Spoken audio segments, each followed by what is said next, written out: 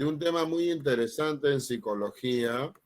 Hoy día vamos a hablar, chicos, sobre lo que es la sensación, la percepción, la atención y la memoria. ¿Ok? Cuando nosotros hablamos, jóvenes, en ese punto, hay que ser muy claros, ¿no? Al hablar de sensación. Profesor, ¿qué entendemos por sensación? ¿Es lo mismo sensación que percepción? Cuidado, hay que tener mucho cuidado, mis muchachos. No es lo mismo. A pesar que muchos me dirán, pero por eso son procesos cognitivos. Eso sí, son procesos cognitivos. Eso ni cómo discutirlo, ni cómo decir que no. Pero, claro, es cuando un estímulo actúa sobre un órgano sensorial llamado receptor, que es capaz de excitarlo y provocar una reacción hacia un centro integrador, que en el caso del hombre es el cerebro. Por eso es un proceso fundamentalmente biológico. O sea, los órganos de los sentidos, en colaboración con todo el sistema nervioso central, son los receptores del ser viviente que capacitan al organismo para tener conciencia del mundo exterior, así como también del mundo interior. Por eso las sensaciones, jóvenes, son necesarias, ciertamente. Pero, a ver, profesor, ¿cómo es esto? Claro. Por eso, cuando nosotros hablamos de sensaciones, es el primer paso en el proceso cognitivo. Nos informa sobre el entorno. Por eso cuando, por ejemplo, ¿no? Si yo le pregunto, vamos a ver acá en el grupo, a ver, yo le pregunto al señor Matías Coveñas. Hola, Matías, ¿me escuchas ahí, hijo? Virtual, yo no hago presencial. Ya, dos. Matías. Ya. Señor Jefferson. ¿A qué se profesor? Hola, hijo, ¿me estás sintiendo? No. No. ¿Estás seguro? Bueno, lo escucho, sí. Ahí me estás sintiendo, ¿o no? Ah, sí. Ya, pues, ¿qué quieres que te toque? No, pues, hijo. No. No, pues, muchacho. Pero, claro, a veces como que nos hemos quedado con esa idea de Matías. Y no es solamente Matías, varios tienen esa idea. Que para sentir tengo que tocar a alguien. No. Puedo mirar y estoy sintiendo. Puedo escuchar y estoy sintiendo. Puedo oler y estoy sintiendo. Hay un órgano sensorial. Por eso, la vía neurológica, capaz de reaccionar a alguna forma de energía, canal de información, que detecta los estímulos físicos y los transmite al cerebro. Entonces, por eso hay que tener cuidado. Hay un estímulo que es la energía física, mecánica, térmica, química o electromagnética que excita o activa un órgano, ojo, o receptor sensorial. Por eso ahí hay que tener cuidado, muchachos. Justamente en ese punto, por eso, las sensaciones son el impacto de los estímulos externos e internos en los receptores sensoriales. Por eso es en la primera etapa de reconocimiento por el cerebro. Claro. Por eso es muy importante ver los canales sensoriales, vista, oído, olfato, gusto, tacto. Muy bien. Pero cuando hablamos de sensación, hay una fase física, hay una fase fisiológica y hay una fase psíquica. La fase física está constituida por la emisión de un estímulo, ya sea por el mundo exterior, ya sea por el mismo organismo. La fase fisiológica está originada por la alteración que el estímulo produce. Cuando decimos alteración, no es anomalía, sino una excitación.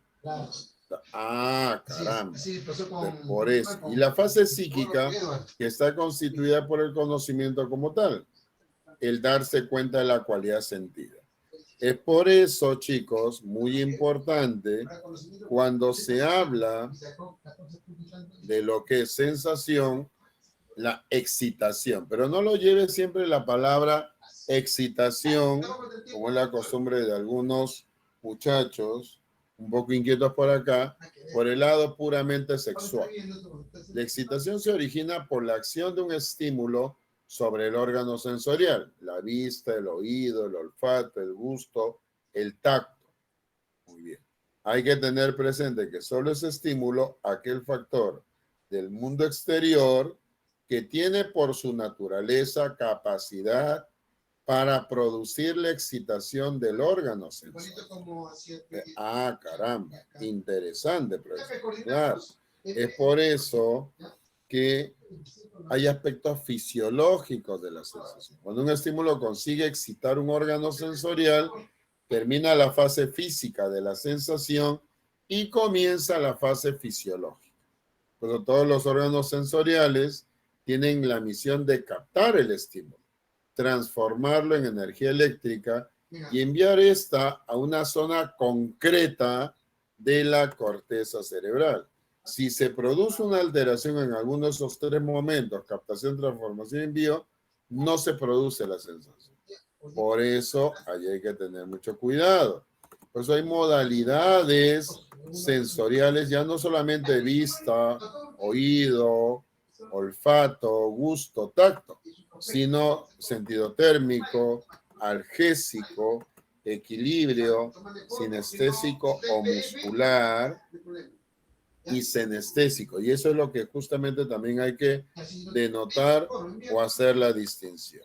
Es por eso, jóvenes, que cuando nosotros hablamos de lo que es sensación, ojo, y percepción, es importante. Por eso, vamos a ver acá, estemos atentos aquí, por favor, para poder entender. Porque si quieres descubrir cuál es la base del funcionamiento cerebral, tienes que ver este video. Sabemos que el cerebro registra y analiza formas, colores y estructuras, e incluso es capaz de darle un significado a todo ello. Pero, ¿cómo le hace para obtener toda esta información? Bueno, la respuesta no es tan sencilla. Primero, necesitamos saber que el cerebro requiere tener una estructura neuronal que entre información hacia él, la registre, se procese y posteriormente obtener un resultado que va desde lo más sencillo hasta lo más complejo.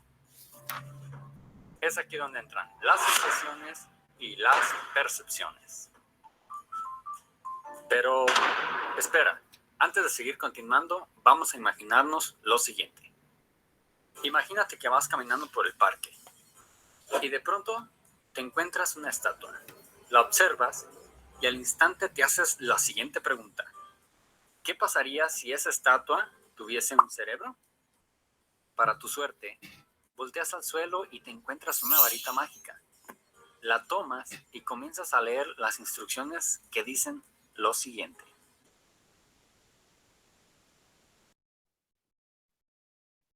Después de esto, la varita quedará totalmente deshabilitada. Después de pensarte algunos segundos, por alguna curiosa razón, decides otorgarle un cerebro a la estatua, con las mismas capacidades y las mismas conexiones neuronales al de un cerebro normal. Sacudes la varita y abracabum. La estatua ahora tiene un cerebro en perfectas condiciones. Bien, llegados hasta este punto, toca preguntar, ¿qué crees que pasaría con la estatua ahora que tiene un cerebro? ¿Tú crees que podría tener la capacidad de crear pensamientos iguales a los de nosotros? Bueno, dejaré la pregunta abierta mientras comenzamos con el video. Vamos a ver acá, vamos a avanzar un poquito más y veamos por acá para poder entender un poco más esto de acá. Veamos ahí. Aunque parezca un poco absurdo lo anterior, es obvio que la estatua, aún contando con un cerebro humano, no puede comportarse como uno. Incluso no llegaría más allá de solo tener las capacidades, pero nada más eso. Sería como tener un procesador de una computadora, y solamente el puro procesador. No podrías hacer nada con él por sí solo. Le faltaría, por ejemplo, una pantalla, el software, un teclado y muchísimas otras cosas más. Pero, ¿qué es lo que hace que el cerebro funcione para poder estimularse? ¿Acaso no podría interactuar con el medio ambiente? Bueno, finalmente, las conexiones del cerebro de la estatua están preparadas para recibir información, ¿no? Bien, pues es aquí donde entra el juego de las sensaciones y las percepciones. Para poder entender esto de manera sencilla, diremos que el cerebro requiere cuando mínimo dos cosas. En primer lugar, el cerebro ocupa un método de entrada del mundo exterior, algo que le haga saber cómo es el mundo. Por ejemplo, ¿qué color tiene el mundo? ¿Cómo se escucha? ¿Acaso huele a algo? ¿Cómo es que se siente?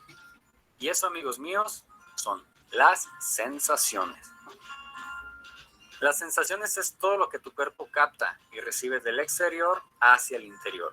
Por ejemplo, el escuchar este video, observar la pantalla y, en conclusión, es todo lo que pasa por tus sentidos. Algo que la estatua ni siquiera tenía, puesto que no contaba con nada que le hiciera saber cómo era el mundo de afuera. Por ejemplo, unos ojos, oídos, nariz, gusto e incluso el tacto. En segundo lugar, para poder interactuar con el ambiente que nos rodea, es importante que el cerebro haga una interpretación de lo que está recibiendo por los sentidos. Esto con el fin de darle un sentido a lo que está llegando. De esta manera, las sensaciones entran al cuerpo y después tu cerebro se encarga de darle una interpretación a todo eso que llega. Pero, ¿para qué ocupamos que el cerebro interprete lo que llega? ¿Acaso no es suficiente con poder recibir sensaciones del exterior? Bueno, si solo pudiésemos recibir la información, seríamos como una caja de registros, en la cual llegaría la información y no mucho más que eso. La interacción sería realmente limitada y no seríamos mucho más que organismos con sensaciones, algo así como las esponjas marinas o los protozoos. Ahora que sabemos las dos cosas mínimas que se requieren para la estructuración del pensamiento humano, explicaré con lo siguiente. Al ver la siguiente imagen, tus ojos están recibiendo la luz que va desde la pantalla hasta tu córnea. Posteriormente, el nervio óptico recibe esas señales y las manda directamente hacia tu cerebro. Eso es la sensación. Después, tu cerebro hace una interpretación de eso que está recibiendo, diciendo, por ejemplo, esto es una pelota, tiene un color rojo, sirve para jugar, rodar e incluso para hacer ejercicio. Y si vamos más allá, incluso trae algún recuerdo o una experiencia con alguna pelota.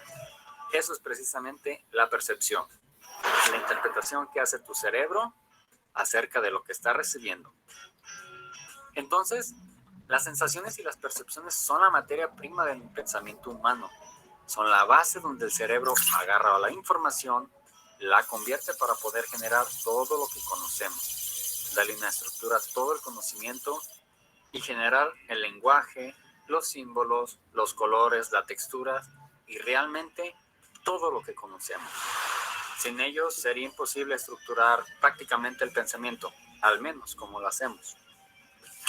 Llegando hasta este punto, quizá te estés preguntando, pero ¿qué pasa con otros animales? También tienen sensaciones. ¿Y cuál sería la diferencia entre el cerebro de otro animal y el cerebro humano? Bueno, esta respuesta nos da para mucho más. Y debemos de ser claros en que el cerebro humano tiene una forma muy peculiar de mezclar todo lo que recibe e integrarlo.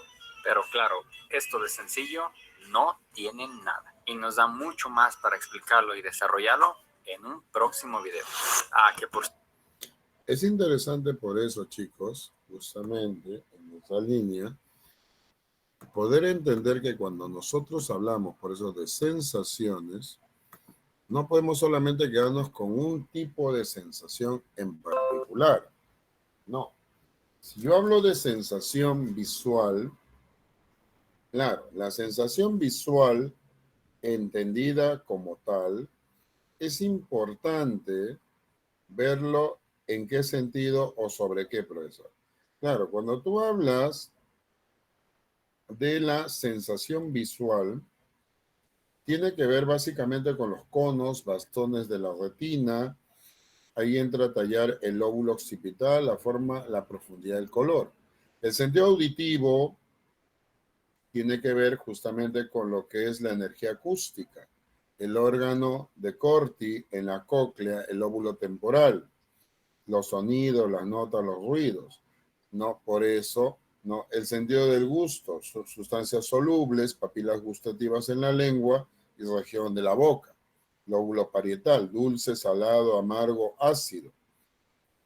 Sinestésica o kinestésica tiene que ver con lo que es la energía mecánica, pero ahorita vamos a hablar de eso. Pero el sentido olfativo, olfacción, sustancias volátiles, ¿no? Por eso el rinencéfalo, los olores.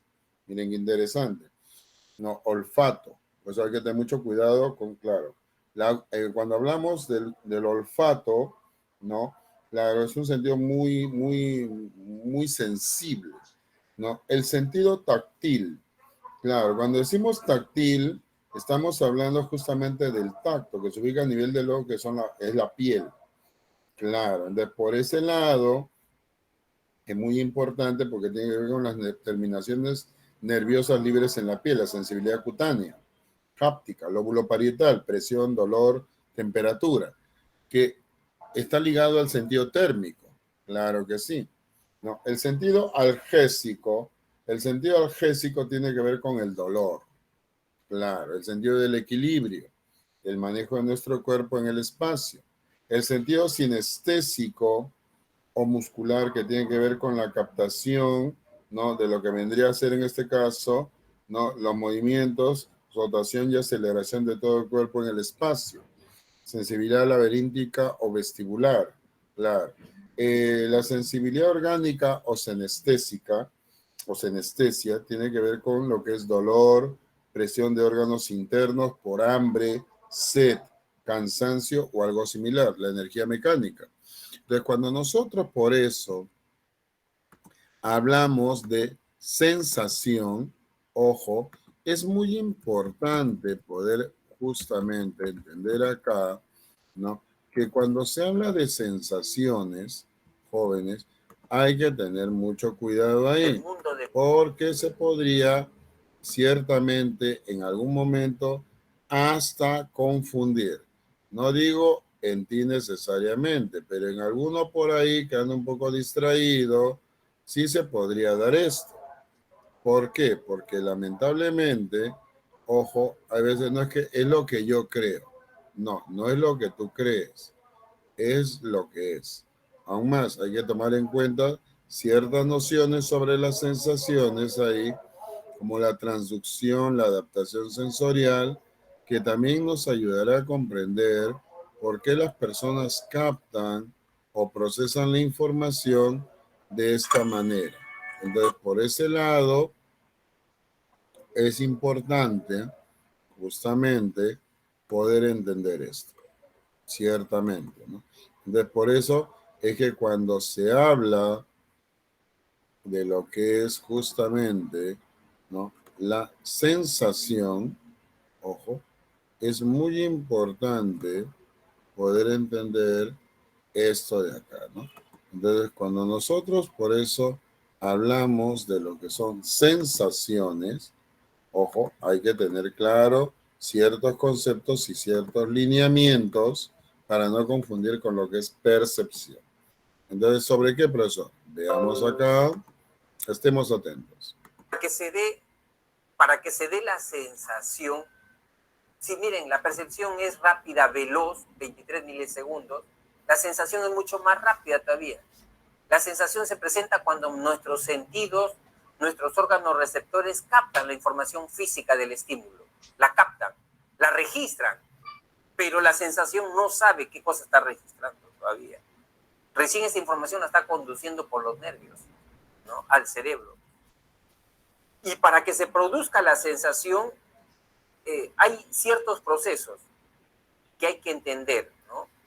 El primero, hay que entender qué es un receptor sensorial. Un receptor sensorial puede ser una célula o un órgano que son altamente especializados y que detecta información específica del estímulo. Por ejemplo, Todo lo que sea estímulos que tengan que ver con formas, movimientos, ahí tenemos la retina como órgano receptor, los conos y bastones como células receptoras. O sea, nuestro organismo, nuestro cuerpo, producto de la evolución de miles y millones de años, se ha especializado en captar información específica del estímulo.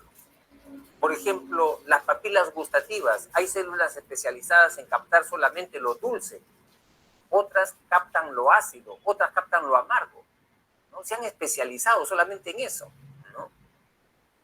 Por ejemplo, los catadores ya saben, quieren saber si ese vino es muy dulce, no es tan dulce, dónde se llevan esta sustancia a ese segmento de la lengua donde está concentrado los receptores de las células de lo dulce, que es la punta de la lengua, ¿no? Entonces, a eso llamamos nosotros receptores sensoriales, células y órganos altamente especializados, ¿no? Luego tenemos el otro concepto, transducción. Transducción significa cambio de fuente de energía física, energía química, a impulso nervioso, eléctrico. Por ejemplo, yo toco la superficie de una pizarra, quiero saber si esa pizarra es lisa, rugosa, áspera. Voy con la yema de mis dedos y la voy palpando. En la yema de mis dedos, ahí se produce la transducción. De esa fuerza, ¿no?, mecánica a energía eléctrica, para que esa información vaya por los nervios. Por ejemplo, si yo veo un fluorescente, el fluorescente emite esas ondas electromagnéticas, ¿no?, de la luz, llegan a mi retina, mis conos y mis bastones. Allí en mis conos y mis bastones se produce la transducción para que se convierta en fuente de energía eléctrica, para que pueda ser conducida por el nervio óptico. Y yo en el cerebro, yo digo, ese fluorescente es de repente de 100 watts de potencia, 500 watts de potencia, por la intensidad de la luz. Entonces tiene que haber en todos los sentidos transducción, cambio de fuente de energía. Luego tenemos el otro concepto, umbral absoluto. El umbral absoluto nos quiere explicar de que nuestros sentidos no son superpoderosos, no son biónicos, tienen un límite. Es decir, yo puedo ver solamente a cierta distancia. Más allá de ese límite ya yo dejo de ver, ¿no? Por eso, umbral absoluto es la mínima intensidad que debe tener un estímulo para que yo lo pueda detectar. Si no, no lo detecto. Por ejemplo, si yo bajo el volumen de mi voz, ¿no?, a niveles muy bajos, ustedes ya no me van a escuchar. ¿Por qué? Porque estoy fuera del umbral. Entonces, umbral absoluto, mínima intensidad que debe tener un estímulo para que pueda ser detectado por nuestros órganos receptores. Por ejemplo, se han hecho estudios, dice, una persona puede detectar lo salado o lo dulce en un depósito de agua de 7,5 litros de agua, ¿no?, con 10 gramos de sal o 10 gramos de azúcar. Lo puede detectar. Pero ¿qué pasa si le echo esos 10 gramos a ese depósito y le pongo 8 litros de agua, no 7,5 litros, sino 8 litros de agua, o 9 litros de agua, y 10 gramos de sal o de azúcar? Ya eso escapa fuera de mi umbral, ya no lo detecto. No sé si ahí hay azúcar o hay sal, no sé, porque está fuera de mi límite, ¿no?, de mis sentidos. Y así, otro ejemplo que nos podría ayudar a entender el concepto de umbral. Por ejemplo, comparando el umbral absoluto del ser humano con algunos animales, los sentidos de algunos animales, el ser humano está en desventaja. Por ejemplo, con respecto al olfato, si nosotros comparamos el olfato de un ser humano con el olfato de los perros, el olfato del perro es 1000 veces más potente que la agudeza olfativa de un ser humano. Yo les pregunto, estimados alumnos, la Policía Nacional, ¿qué raza de perro utiliza para detectar droga? ¿No? O sea, es Hay razas de perros incluso que su umbral absoluto es mucho más agudo que otros perros. Ahí tenemos, pues, pastor alemán, ¿no? Porque tienen un umbral absoluto mucho más agudo. Muy bien. Entonces, concluyendo, umbral absoluto, mínima intensidad que debe tener un estímulo para que lo pueda detectar. Si no, no lo detecto. ¿No? Luego tenemos adaptación sensorial. Se refiere a que todos nuestros sentidos, cuando tienen una fuente de estimulación, se acostumbran a esa fuente de estimulación. Pasamos por una calle y de repente están haciendo obras ahí, y ahí hay de repente un taladro que está rompiendo pistas, ese ruido fuerte, ensordecedor, ¿no? Incluso podemos estar a una cuadra ya, ¿no?, de ese lugar, o ese taladro ha dejado ya de trabajar, ¿no?, pero todavía lo tenemos ahí, el ruido en el oído, ¿no? O sea, un poco que nos hemos adaptado a esa fuerte estimulación. Otros ejemplos de adaptación sensorial. A veces en invierno nos vamos a la playa, a un río, ¿no? Vamos a entrar a bañarnos. Sentimos antes de entrar un frío enorme, ¿no? Un frío enorme. Entramos al agua, ¿no?, y tenemos un frío fuerte, intenso. Sin embargo, pasa 10 minutos, 15 minutos, estando dentro del agua, ya se nos fue el frío, ¿no? Ya no sentimos tanto ese frío, ¿no? ¿Por qué? Porque nuestro cuerpo se ha acostumbrado, se ha adaptado. Y así, nuestros sentidos tienen esa característica, que se adaptan a fuentes de estimulación. Muy bien. Luego tenemos el concepto de... también, por ejemplo, otro caso de adaptación sensorial. Vas a una fiesta, a una reunión, ¿no?, y el dueño del santo entrega, ¿no?, una porción de torta muy dulce, de repente una 3 leches, ¿no? La comes, qué rica. Después te ofrece un vasito de chicha, tomas el vasito de chicha y te parece que el vasito de chicha no tuviera azúcar, que le falta azúcar. Y no es que no tenga azúcar, ¿no?, sino que tu gusto se ha acostumbrado a un alto nivel, ¿no?, de azúcar. O sea, los sentidos se adaptan. Luego tenemos modalidades sensoriales. ¿Qué es una modalidad sensorial? Es un conjunto de órganos y sistemas que procesan información sobre los estímulos. En nuestro cuerpo hay más de 30 sistemas sensoriales. Acá vamos a ver algunos solamente, los más importantes. Empezamos con la visión. ¿Qué detecta? Energía luminosa. ¿Cuál es el órgano receptor? Conos, bastones que se encuentran en la retina. ¿Cuál es el destino donde se procesa la información? El óvulo occipital. ¿Cuáles son las cualidades que detectan? Forma, profundidad, color, movimiento. Luego tenemos la audición. ¿Qué detecta? ¿Qué estímulo detecta? Todo lo que sea energía acústica. ¿Dónde está el órgano receptor? Es el órgano de Corti, en la cóclea. ¿Dónde se procesa? Se interpreta en el lóbulo temporal.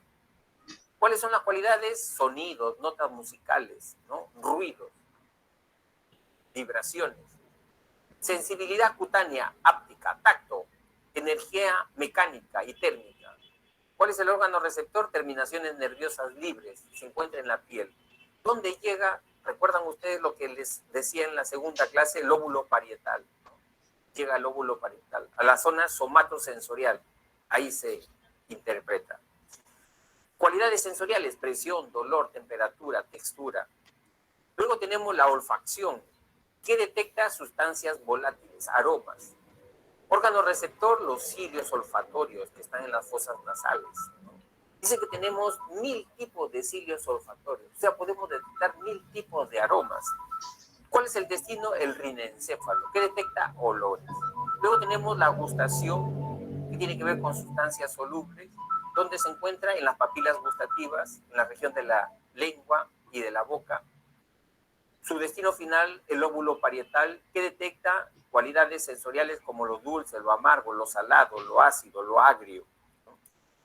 Y acá tenemos 3 modalidades sensoriales también importantes, ¿no?, y que generalmente esto hay que tenerle mayor atención porque siempre vienen preguntas en el examen sobre estas 3 modalidades sensoriales. Es bastante improbable que te venga una pregunta sobre audición, visión, gusto, pero sí te puede venir sobre estas 3 modalidades sensoriales. Cuando se trata de un ejemplo de sinestesia, de sensibilidad laberíntica o sensibilidad orgánica, eso sí lo tienes que tener bien claro, ¿no? ¿Qué es la sensación sinestésica o kinestésica? Esta sensación se presenta cuando realizas movimientos de segmentos de tu cuerpo. Por ejemplo, la muñeca. Ahí estoy haciendo una sensación sinestésica. Recoges el brazo, sensación sinestésica. Mueves la cabeza, sensación sinestésica o kinestésica. Los hombros, sensación sinestésica. ¿Quién te da esa información?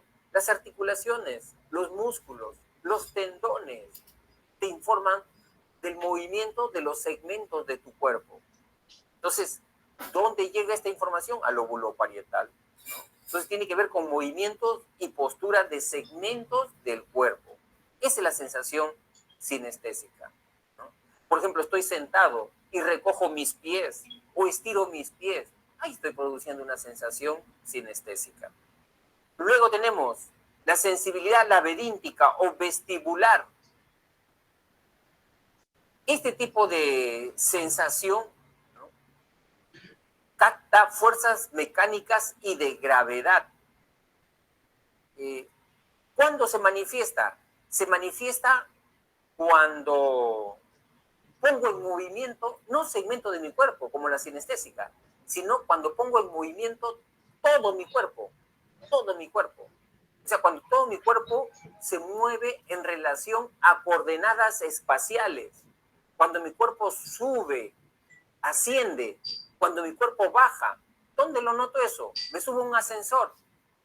Con los ojos cerrados tú te das cuenta que tu cuerpo está subiendo o que tu cuerpo está bajando.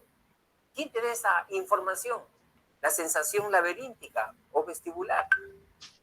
Y exactamente cuál es el órgano que interviene para darte esa información.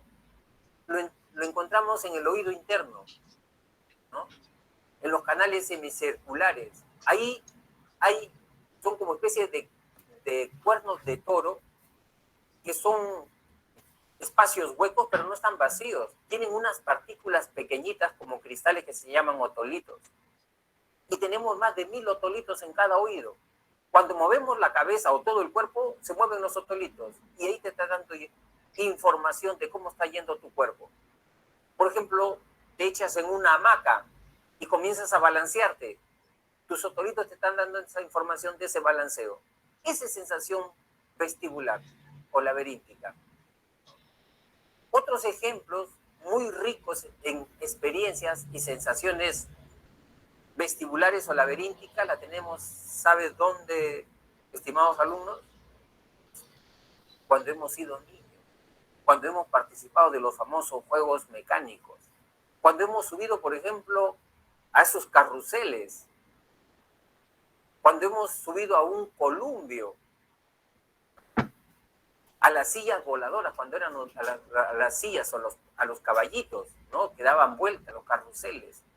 Eso nos da sensación laberíntica o vestibular. Este tipo de sensación también tiene que ver con el equilibrio cuando te paras en un solo pie. También es una sensación laberíntica o vestibular. Muy bien. Luego tenemos la sensación orgánica o senestésica. ¿Qué detecta este tipo de sensación? Esta sensación detecta el movimiento, pero de los órganos internos de nuestro cuerpo, las vísceras. Es decir, cuando tu corazón comienza a palpitar, te da taquicardia. Tú sabes que tu corazón tiene taquicardia porque estás teniendo una sensación senestésica. Cuando tenemos ganas de ir al baño, ¿no?, porque nuestra vejiga ya se ha inflado bastante, ¿no?, esa es sensación senestésica. Los cólicos. Son las 3 de la tarde y siempre acostumbras a almorzar a las 3 de la tarde, ya tienes hambre. también es sensación sinestésica. Es todo la detección de movimiento de la musculatura lisa de nuestro cuerpo, ¿no? Esa sensación de cansancio, de pesadez, que ya te estás durmiendo, ¿no? Que el cuerpo te hormiguea, también esa sensación sinestésica. Por eso que este tipo de sensación también se le llama sensibilidad profunda. Y como pueden apreciar, ¿dónde se procesa esta información? En el lóbulo parietal. ¿Por qué en el lóbulo parietal? Acuérdate, ahí está una área del lóbulo parietal que se llama el área somatosensorial. Entonces, detecta todas las sensaciones vitales de nuestro cuerpo, ¿no? La respiración, por ejemplo, ¿no? La deglución, el cansancio, también sensibilidad sinestésica. Y para que lo puedas entender un poquito mejor, ¿no? Te he preparado algunos gráficos, algunos dibujos. Mira, típico ejemplo de sensaciones sinestésicas: la danza, el ballet, la postura del cuerpo, sensación sinestésica. De hecho, ahí, sensación sinestésica, ¿no? ¿Cómo están tus órganos internos, ¿no? El equilibrio mente-cuerpo cuando estás en paz contigo mismo, ¿no? Meditas la tranquilidad, el relajo del cuerpo, sensación sinestésica. Y mira, ahí tenemos ejemplos de sensación vestibular laberíntica, lo que te decía, el columpio, el ascensor, ¿no? El equilibrio, son ejemplos de sensación vestibular o laberíntica. Bien. Por eso es muy importante, chicos, poder entender acá, justamente cuando se habla de sensaciones, cuidado. ¿Por qué? Porque muchas veces, debido a esto, es que por acá Joshua me preguntaba, pero eso, predecir es igual. Hola Joshua, ¿estás ahí? Joshua, este muchacho, ¿dónde estará? Ya, pero por eso hay que tener cuidado. ¿Por qué, profe? Porque por ahí no hay que tener mucho cuidado, porque sin querer podríamos cometer un pequeño equívoco. Digo pequeño. Percibir es como predecir, no, percibir es interpretar. Justo ahí vamos a entrar, Joshua. ¿Por qué, profesor? Porque cuando tú dices, en este caso, ¿no? La percepción es el proceso cognitivo superior, a través del cual no solamente vamos a captar, sino vamos a interpretar la información que provee el ambiente.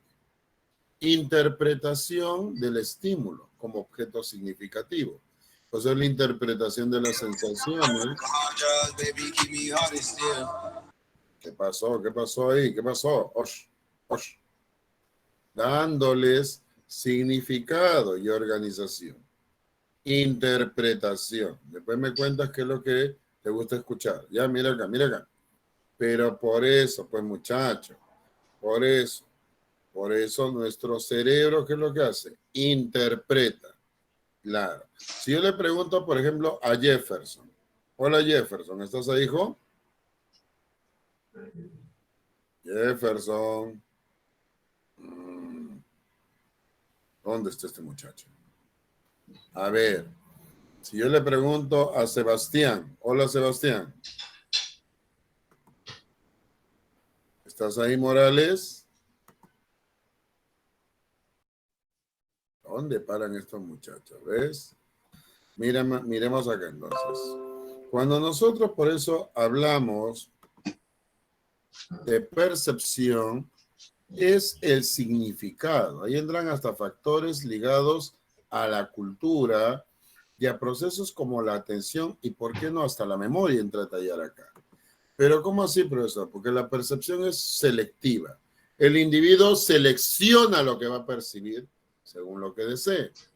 Es subjetiva porque las reacciones de un mismo estímulo varían de un individuo a otro. Es temporal. ¿Por qué decimos temporal, profesor? Porque ciertamente es un fenómeno a corto plazo, ¿no? Es por eso que cuando nosotros hablamos justamente de lo que es, ¿no? La percepción obedece a un umbral. El umbral, por eso es la cantidad mínima o máxima en la captación del estímulo. Por eso se habla de un umbral mínimo o absoluto, o un umbral máximo o límite. Pero hay un umbral diferencial, la diferencia mínima entre dos estímulos. Por eso ahí hay que tener cuidado, ¿no? Si hablamos del color, si hablamos de la textura, si hablamos, por ejemplo, ¿no? Entonces, en ese sentido, por ejemplo, ya viene lo que viene, de alguna manera está ligado a la, por ejemplo, percepción. Si yo le digo al señor Matías Coveñas, Matías, ¿a qué postulas, hijo?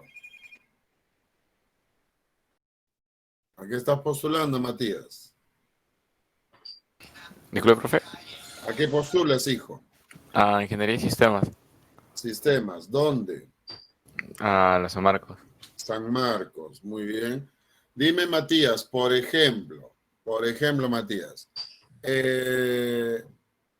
¿tú usarías un jean o estos pantalones que usan ahora los muchachos de color palo de rosa? No, porque no es mi estilo. No es tu estilo, ¿solo por Ujú. eso? Sí, por eso. ¿O porque por ahí quizás, no sé, pues, ¿no? Ahí entra la interpretación. ¿Podría ser o no? Como, Por ejemplo, culturalmente, socialmente, ¿no?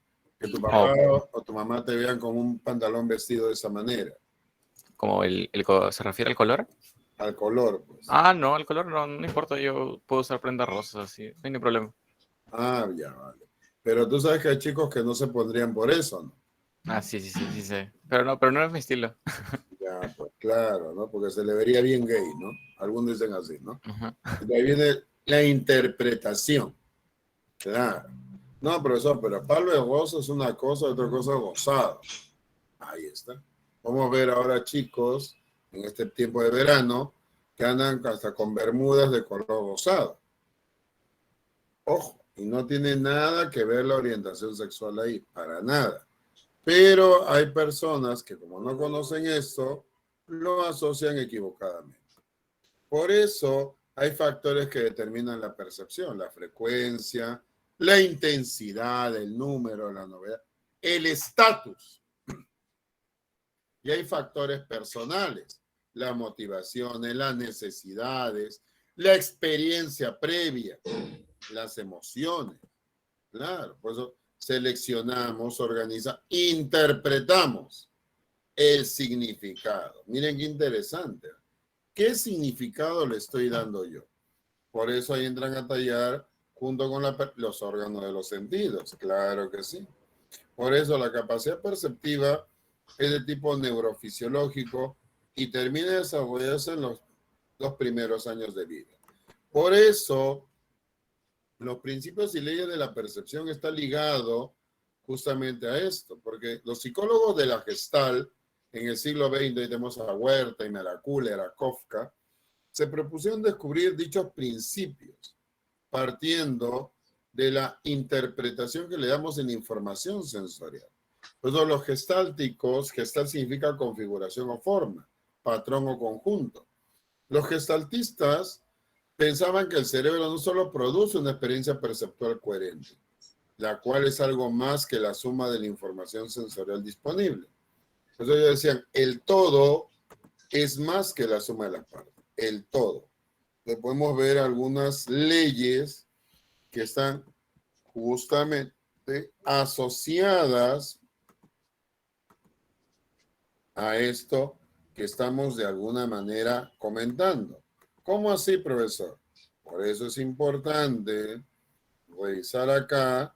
Es cierto que tienen el material ahí, pero vamos a ver por acá. Estemos atentos aquí, chicos. Para explicar cómo las personas llegamos a interpretar, a percibir. Tenemos el paradigma antiguo de más de 100 años de existencia que le pertenece a la teoría de la Gestalt, que nosotros le llamamos los principios organizativos de la percepción, que fue planteado por psicólogos alemanes, Wertheimer, Kafka, Kohler, ¿no? Que son los fundadores de la escuela gestáltica, ¿no? Y ellos anuncian que hay una regularidad, hay leyes cómo organizamos la información. Pero también hay otro paradigma, otro modelo que explica cómo percibimos nosotros. Y viene del mundo de la informática, del procesamiento de la información. Se llama reconocimiento de formas. Entonces es la teoría cognitiva moderna. Y esta teoría dice que nosotros en realidad percibimos porque tenemos memoria, hacemos uso de nuestra memoria. Vamos a tratar el primer modelo para ver y explicar cómo es que realmente llegamos a identificar objetos, ¿no? La Gestalt nos dice que nosotros llegamos a identificar estímulos porque utilizamos leyes, porque nuestro cerebro organiza la información bajo 3 principios, 3 leyes. La primera se llama ley articulación figura-fondo. ¿Qué dice esta ley? Dice que en todo campo perceptivo, cuando estás frente a todo campo perceptivo visual o auditivo, ahí vas a ver 2 elementos, claramente 2 elementos, ¿no? Hay un elemento que aparece de manera marcada, nítida, se convierte en el foco de atención. A eso le llamó la figura. Pero también hay un segundo elemento que permanece en el contorno, en el contexto, que es vago, impreciso, indefinido. A ese lo llamó fondo. Por ejemplo, te pido que tú visualices esta imagen y me puedas decir qué es lo que ves allí. Algunos alumnos, a primera impresión, lo que van a ver ahí es una jovencita, una chica de perfil. Ahí está. Estas son las pestañas, la nariz de la chica, el mentón de la chica, y este es su cabellera de la chica, ¿no? Está de perfil. Entonces, para los alumnos que han visto a primera impresión la chica viene a ser la figura. Sin embargo, acá también está presente otra figura, una anciana, una vieja, ¿no? Y acá tenemos, miren, ve, si ustedes ven ahí, este es el ojo de la anciana, el ojo de la anciana, ¿no? Esta es la nariz de la anciana, esta es la nariz de la anciana. Esta es la boca de la anciana, mentón de la anciana, ¿no? La anciana, entonces, para algunos alumnos, después de haber visto a la chica, la anciana viene a ser el fondo, ¿no? El fondo. Pero también puede ocurrir al revés, que algunos alumnos hayan visto primero la anciana, ¿no? La anciana viene a ser la figura, y después han visto a la chica, y la chica viene a ser el fondo. La relación figura-fondo es una relación reversible. Lo que en un momento fue figura puede pasar a ser fondo, y lo que fue fondo puede pasar a ser figura. Es reversible. Acá también tenemos otro ejemplo de la ley de articulación figura-fondo. ¿Qué ves ahí primero? Algunos alumnos me dicen, profesor, yo ahí veo una copa, figura. Otros dicen, no, profesor, yo lo que veo ahí son 2 siluetas de un hombre y de una mujer. Esa es figura, ¿no? Lo que ven a primera impresión, entonces. Muy bien, seguimos. La otra ley se llama ley de totalidades perceptivas. Esta ley está indicando que cuando nosotros percibimos de manera global, como una totalidad, no vemos elementos. No, cuando vemos una persona no vemos nariz por acá, ojos por allá, orejas por allá. No, lo vemos como una estructura, como un todo.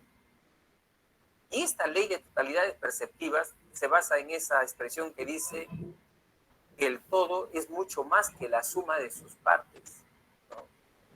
Y se rige por el principio de pregnancia. ¿Qué es pregnancia? Buena forma. Si gestal es forma, pregnancia es la buena forma. ¿Qué nos está indicando la pregnancia? Que tenemos una tendencia a ver los estímulos de una manera básica, sencilla y simétrica.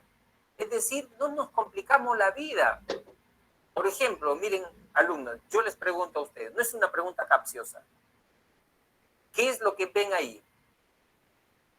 Ustedes dirán, profesor, veo un rombo.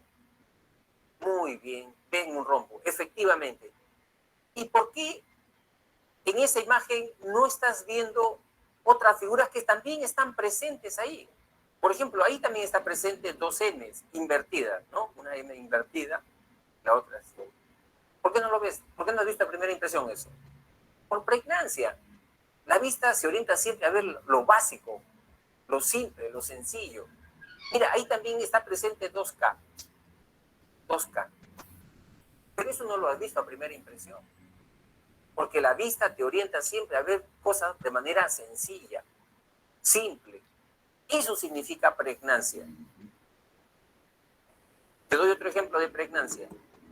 Acá te estoy presentando una imagen con manchas de tinta negra, ¿no? Y blancas.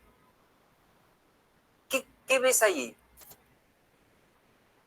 Algunos alumnos me han dicho, profesor, yo ahí veo un perro. Y un perro de raza todavía, profesor, veo un dálmata. Y acá está, profesor, mire, estas son las orejas del perro, el hocico del perro, la pata delantera del perro, el lomo del perro, las patas traseras del perro. ¿Cómo llegó a ver el alumno un perro, un dálmata ahí? Por pregnancia. Otros me dicen, profesor, no, yo veo ahí el lecho de un río. Ahí es el cauce de un río, está clarito eso. Entonces es pregnancia, la buena forma. Y así te puedo dar bastantes ejemplos cuando miras al cielo y ves las nubes que están cargadas, ¿no? A veces uno ve, a veces la silueta de algunos animales. Eso es por pregnancia. Tú no has visto, por ejemplo, que algunas personas, por ejemplo, una señora que es muy religiosa, va a misa todos los domingos, un día llueve, cae la lluvia en su casa y justo en el patio de su casa, por el efecto de la lluvia, hay allí una mancha ahí marrón que queda, ¿no? Después del sol. Y la mujer sale al patio de su casa, pero la mujer no está viendo la mancha marrón.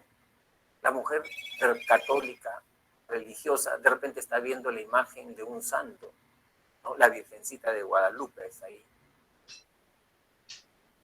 ¿Qué cosa ha hecho esta mujer católica? Pregnancia. Le ha encontrado una buena forma. Una buena forma. Nosotros los psicólogos tenemos un test, se llama el test de Rorschach, que trabajamos con pregnancia.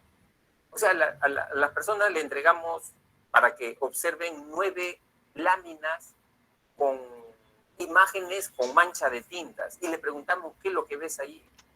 Y según lo que expresan las personas, vamos viendo si esas personas tienen control de impulso, no tienen control de impulso, son sociables, no son sociables, son emotivos o son fríos, ¿no? ¿Qué cosa ves ahí? Porque la pregnancia hace que exteriorices todo lo que tienes adentro de tu mundo interno. Algunos, por ejemplo, podrán ver, veo un par de maripositas, veo 2 monstruos que se están peleando, veo 2 angelitos, ¿no? Entonces, eso ya te va diciendo algo del mundo interno de la persona. Ese es entonces el test de Rorschach, basado en la pregnancia. Luego tenemos la tercera ley, ley de agrupación de estímulos. ¿Qué nos dice esta ley? Dice que ahí hay 4 leyes básicas. Cierre, que todas las figuras incompletas, nosotros terminamos por completarlas, ¿no? Terminamos por completarlas. Esa es la ley de cierre. Ley de semejanza. Por ejemplo, acá, ¿qué es lo que primero ves? ¿Las figuras de manera horizontal o las figuras de manera vertical? Evidentemente que la vista te jala a ver primero las figuras de manera vertical. ¿Por qué? Porque son semejantes. La vista siempre jala a ver aquello que es semejante. Ya después ve lo diferente. A veces, no sé si ha ocurrido, cuentan estas anécdotas, estas experiencias, que cuando una persona va a una fiesta o una reunión y resulta que por casualidad de la vida, 2 personas que ni se conocen llegan a esa reunión vestidas con el mismo modelo de vestido. Ni bien se ven, dicen que estas personas sienten mucha vergüenza, se repelen y se alejan, se distancian una de la otra, a extremos incluso. Pero cualquier persona que entra ahí rápido se da cuenta, ¿no? Porque la vista jala siempre a asociar lo que es semejante. Luego tenemos la ley de proximidad. Miren, acá tenemos 1, 2, 3, 4, 5, 6, 7, 8, 9 líneas, ¿no? 9 líneas. Sin embargo, ahí de repente, y quizás tú vas a ver no 9 líneas, sino tú vas a ver 1, 2, 3, 4 columnas, ¿no? 4 columnas. ¿Por qué? Porque todo aquel elemento que esté próximo, todo aquello que está próximo le das una unidad, le das un significado. Acá le das un significado, acá le das un significado. O de repente unes este elemento con este otro elemento de acá, y esto ya es una columna, 2 columnas, 3 columnas y 4 columnas.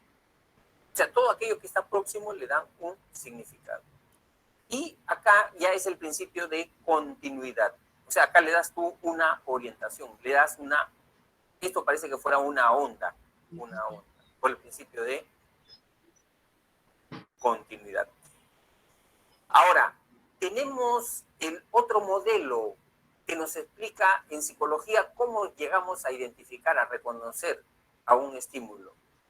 Y ese modelo es un modelo que viene del mundo de la informática, del procesamiento de la información. Y este modelo dice de que nosotros realmente identificamos porque tenemos un almacén de datos, un archivo mental. O sea, tenemos memoria, por eso es que reconocemos. Y contrastamos al estímulo con la imagen que tenemos almacenado dentro de nuestra mente. Pero dentro de este paradigma están discrepando cómo se da ese contraste, cómo se hace esa comparación. Por eso que existen 3 teorías. Una que habla de igualación a un patrón, la otra los prototipos o componentes y la tercera análisis de rasgos. ¿Qué dice la teoría de igualación a un patrón o modelo perceptivo? Esta teoría dice que por cada estímulo que está en el medio externo, por cada estímulo en el medio ambiente, siempre tenemos una copia igualita, una imagen mental. Es decir, que tenemos millones de imágenes copias de la realidad del mundo, ¿no? Y que cuando vemos un estímulo, sacamos la imagen de ese estímulo y lo comparamos con los miles o millones de imágenes copias que tenemos debidamente archivados dentro de nuestro almacén de datos.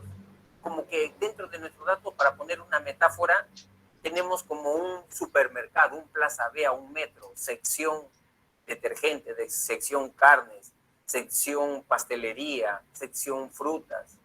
Vemos una persona a lo lejos, 2 cuadras, 3 cuadras, ¿quién es? Dice que sacamos la imagen de esa persona y vamos mentalmente a nuestro banco de datos y vamos comparando.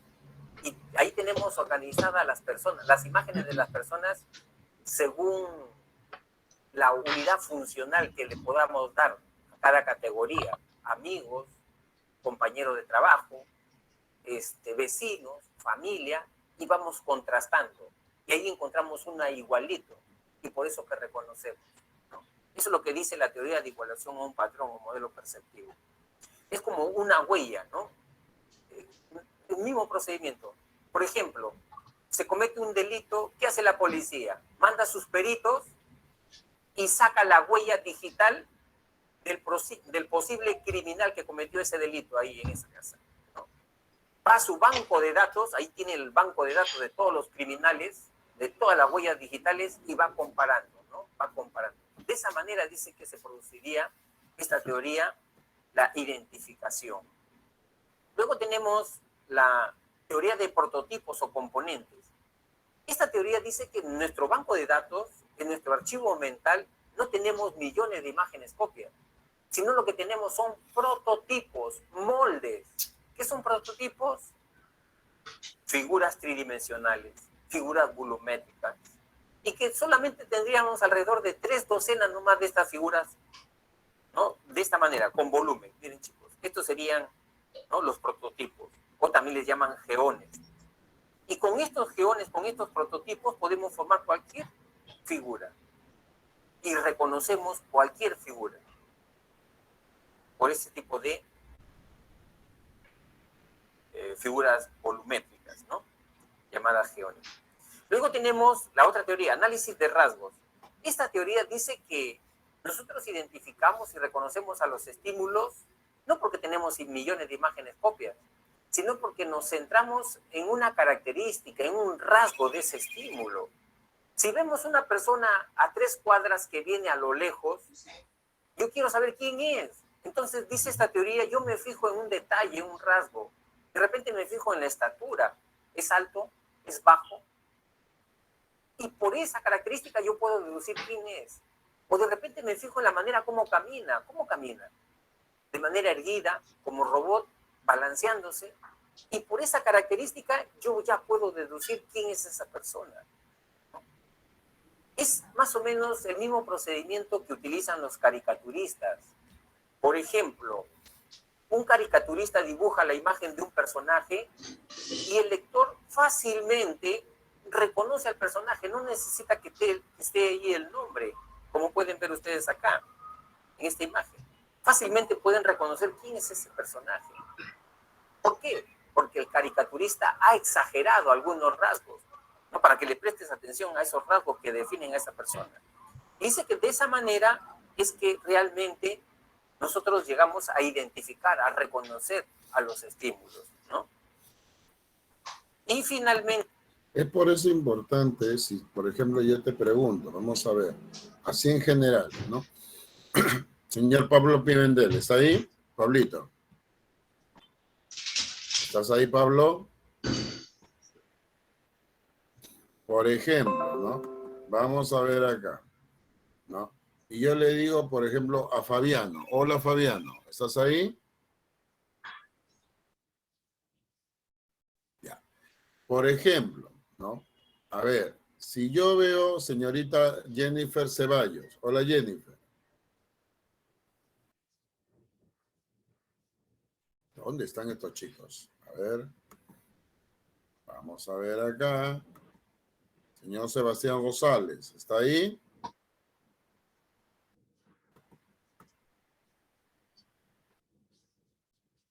Ya. Por eso... Profesor, disculpe, ¿qué dijo Sebastián Morales o otro nombre? Morales. Hola, Sebastián. ¿Cómo estás? Buenas, profesor, buenos días.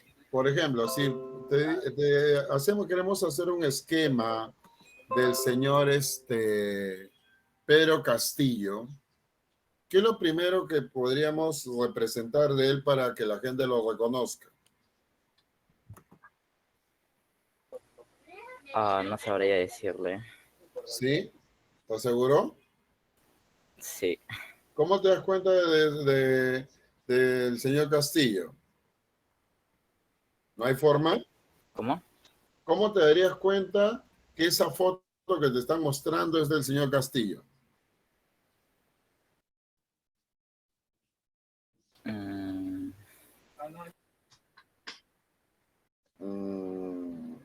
Fácil, pues, hijo. El sombrero, ¿no? Ahí está, Joshua. Hola, Joshua. ¿Puedes prender tu micro? Joshua. Ay, Ay, no tiene. Ay, muchacho. Por eso paras así. ¿Ya? Mira.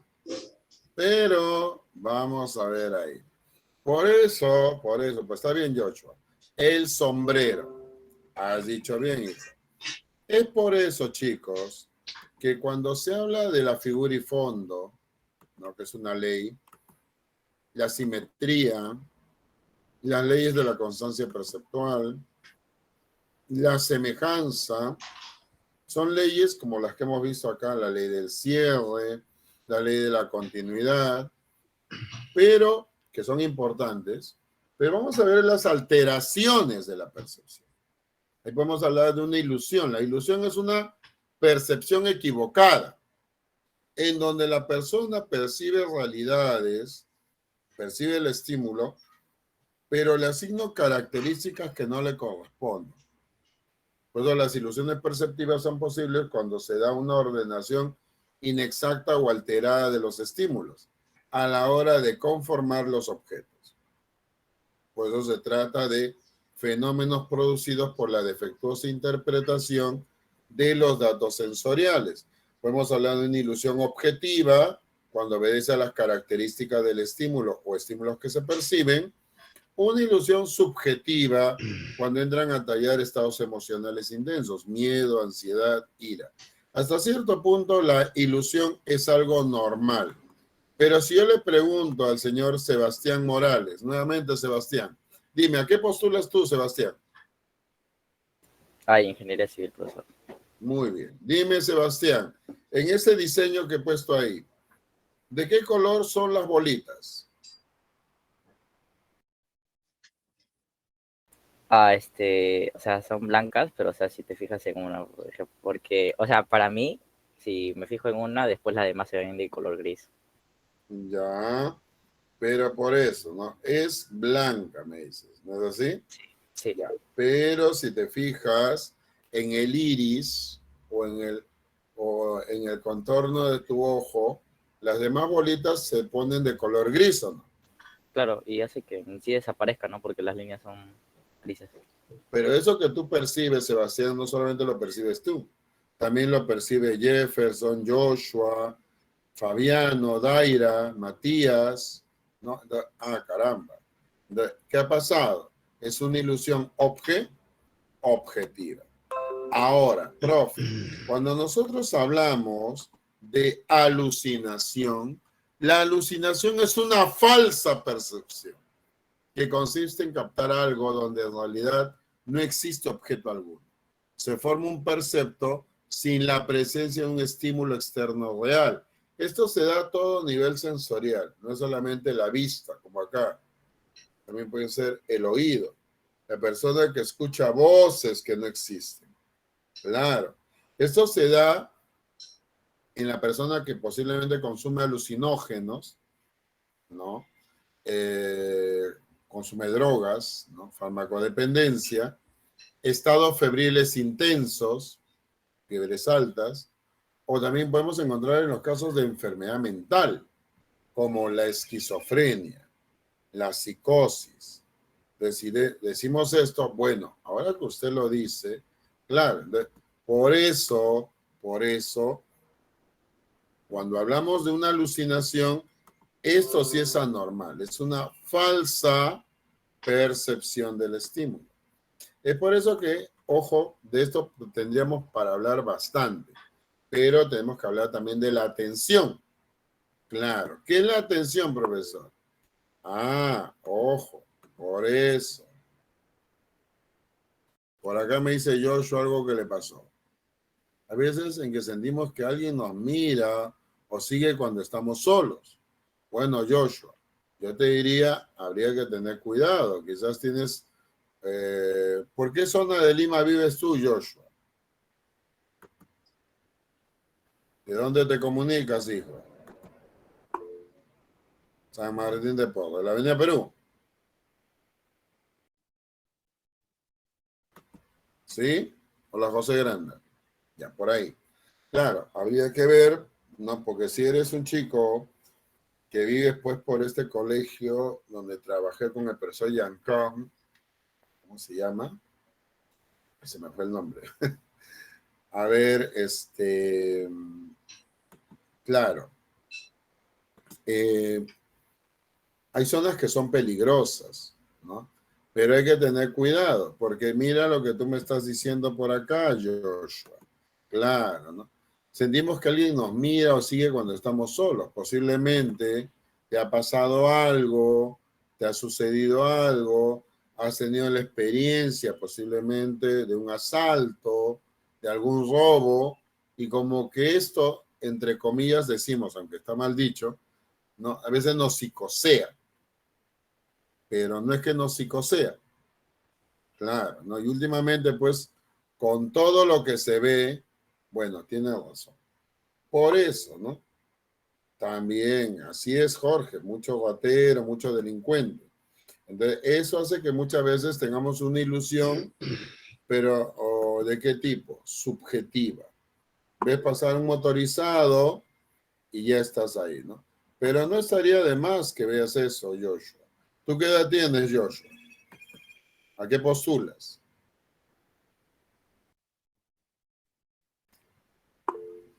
Ingeniería química, ya. ¿Qué edad tienes?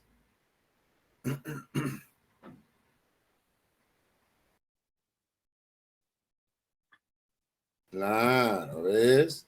Entonces hay que tener cuidado. 16, ya acabaste el colegio, ¿no? Muy bien.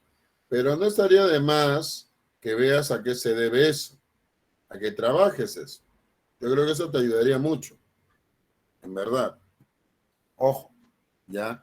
Pero vamos a seguir por acá. La atención es un proceso cognitivo básico que conlleva a la persona a orientar y reunir de manera consciente el conocimiento, permitiendo un mayor análisis, una mayor comprensión.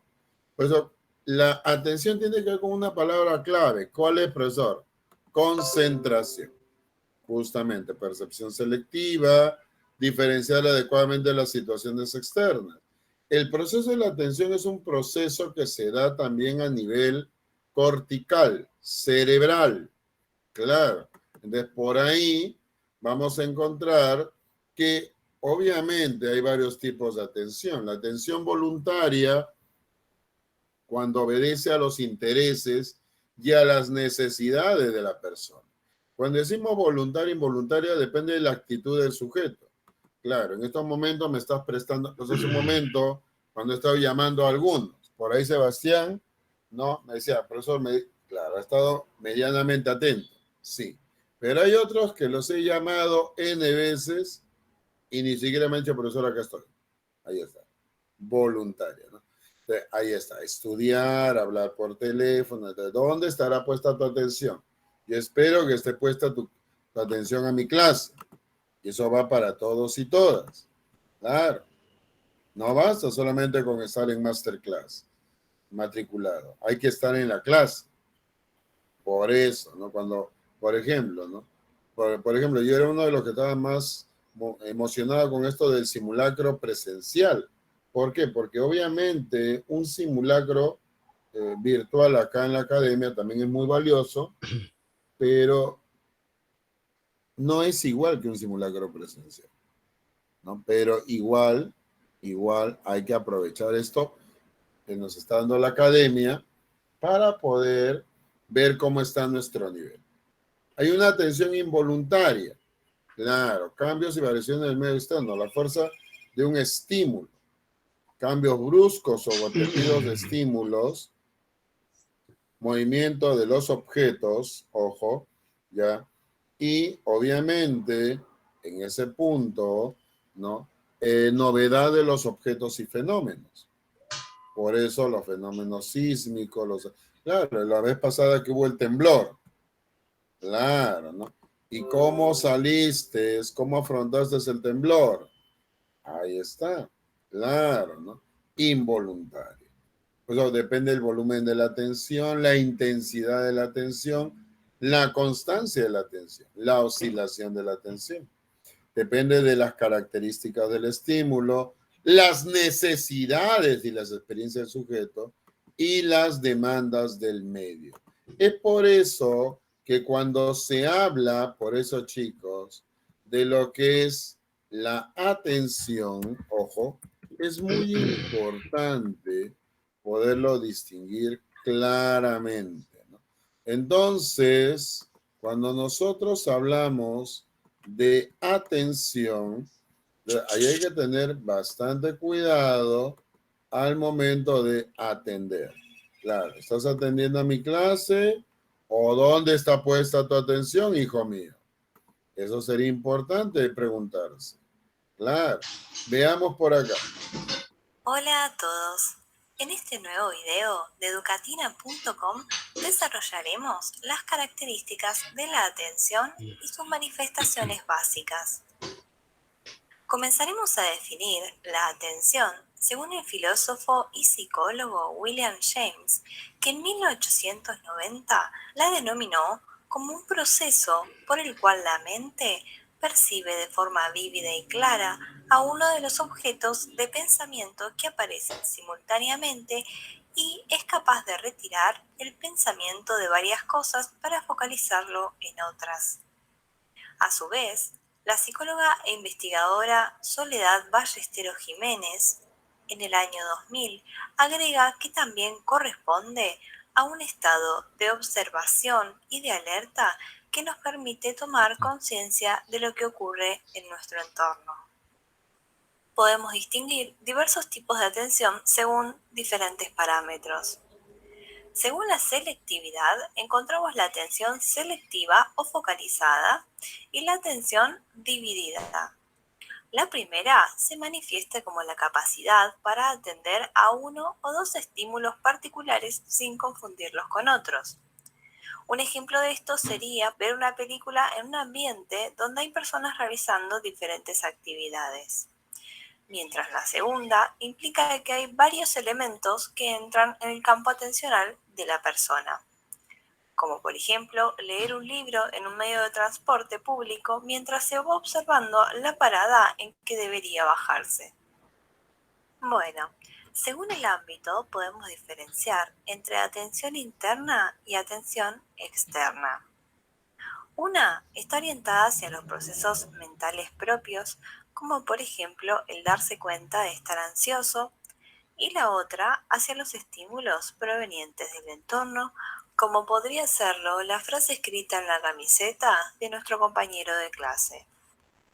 Bueno, según la intención, se divide en voluntaria e involuntaria. La primera posee una actitud activa respecto a la selección del foco de atención. Por ejemplo, escuchar lo que nos dice el guía en un tour. Y la segunda sucede en forma pasiva.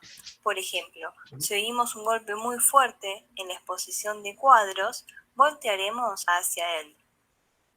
Por último, nombraremos dos tipos más de atención que resultan importantes: la atención global y la atención sostenida. La primera se define como la disposición general del organismo a recibir información, y aquí encontramos el arousal y el estado de alerta. Se vinculan con los niveles de la hormona cortisol en sangre y el nivel de activación psicofisiológica, y son capaces de poner a la persona bajo un estado de vigilancia general, tanto física como psicológicamente. Por ejemplo, un deportista que tenga el arousal alto, pero no excesivamente, tendrá reflejos físicos más precisos. La segunda se caracteriza porque este estado de vigilancia que acabamos de nombrar se sostiene por un periodo prolongado de tiempo. Por ejemplo, cuando se realizan trabajos en condiciones de riesgo, que la pérdida de la atención por parte del profesional implicaría un posible accidente, como puede ser una operación médica. Bueno, hasta aquí hemos visto la definición. Es interesante por eso cuando se habla de lo que es atención, jóvenes, y por eso hay que estar muy atentos acá. ¿Por qué? Porque ciertamente, ojo, en ese punto hay que ser muy claros que cuando se habla de una atención sostenida, este tipo de atención se caracteriza porque hay una resistencia a la distracción y determinación del momento en que se separa la información del irrelevante y donde se dirige a una sola fuente de información ignorando otras. Por eso este tipo de atención implica la habilidad para establecer el foco de atención, mantenerlo, cambiarlo por uno nuevo si la situación lo exige. Una atención sostenida es aquella que se caracteriza ¿por qué? Porque vamos a encontrar ahí justamente, ¿no?, en este tipo de atención, ojo, que la persona justamente, ojo, en la atención sostenida la capacidad para mantener la atención focalizada o dividida durante largos periodos de tiempo, sin pérdida o caída de ella, con el fin de reaccionar ante estímulos pequeños o infrecuentes. La atención alterna es la capacidad de cambiar de una tarea a otra sin confundirse. Nada.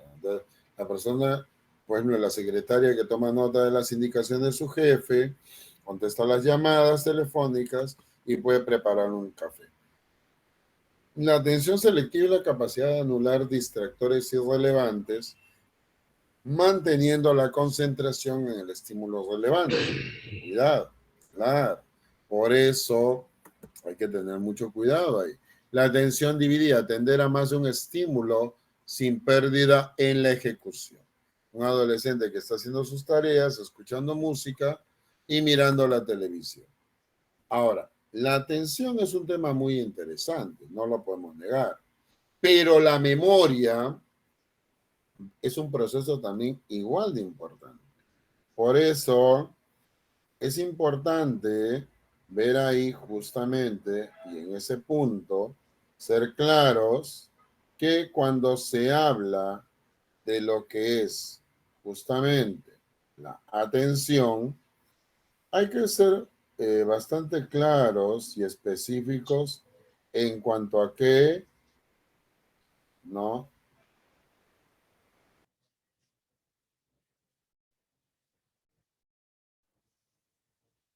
Por eso es muy importante ver que la memoria es la actividad nésica o némica.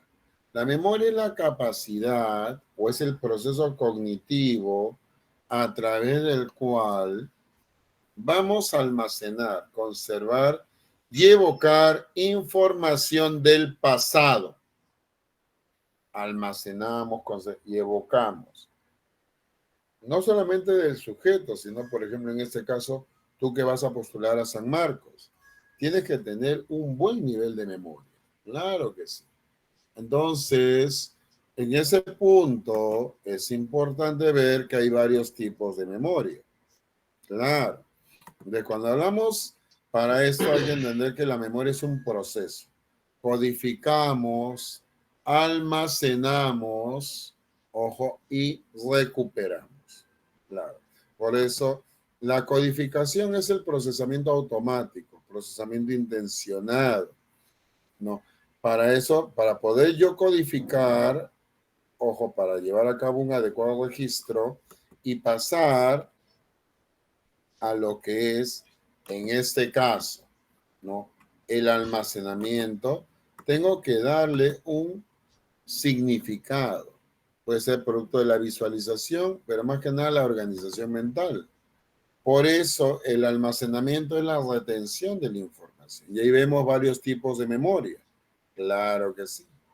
Puede ser una memoria sensorial, una memoria a corto plazo o a largo plazo. Una memoria sensorial consiste en representaciones de estímulos sensoriales brutos. Claro, pues eso solamente es la captación del estímulo, nada más. Cuidado.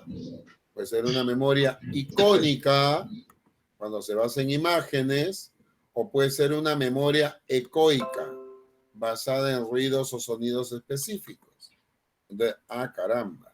Por eso, una memoria a corto plazo es cuando almacenamos una memoria operativa de trabajo, información, pero en un breve periodo de tiempo.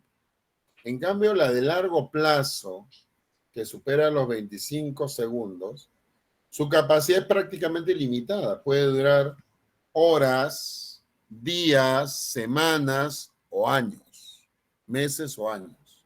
Por eso es el significado. ¿Qué significado le estoy dando yo? Por eso podemos encontrar ahí una memoria semántica referida a conocimiento, ¿no? Por ejemplo, una pregunta que me vino en el último examen de San Marcos el año pasado. Ahí está. Hay que tener cuidado. Claro. Por eso también es importante, ¿no? Porque creo que pronto vamos a tener por acá en Masterclass el seminario de filosofía. Y filosofía en San Marcos ha cambiado. Ya no nos podemos quedar solamente con 4 temas o 5 temitas que ven. No, ahora ha vuelto toda la historia de la filosofía en el actual prospecto. Pero hay que tener cuidado con eso, ¿no? Se ha quitado un tema que es estética y ha vuelto pues temas como axiología, nociología. O sea, el modelo 2019-1, 2019-2. Memoria semántica, ¿ves? Ahí está, conocimiento. ¿Cómo sé esto? Porque obviamente es la labor a la que me dedico. La memoria asociativa es cuando evocamos un concepto específico y lo relacionamos con otros. Ah, caramba. Episódicas son los recuerdos que se relacionan con nuestras experiencias personales. Claro, ¿no?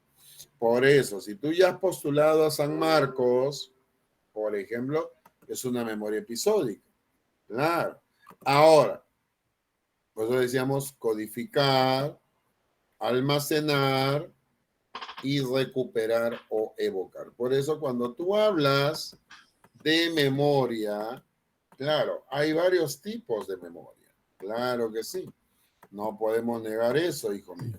Por eso, cuando tú hablas de una memoria procedimental, se basa en habilidades, ¿no? En destrezas. Por ejemplo, manejar bicicleta, por ejemplo, bailar, por ejemplo, la habilidad que tienen los estibadores para cargar bultos en el mercado de frutas. Tú haces eso y te descalabras, ¿no? O sea, la cintura se te destroza. Pero ahí está. Perceptual representacional, justamente que tiene que ver también con la parte emocional. Entonces, cuando nosotros hablamos, por eso chicos, de memoria, la memoria es muy importante y está ligada al olvido. El olvido es un proceso natural.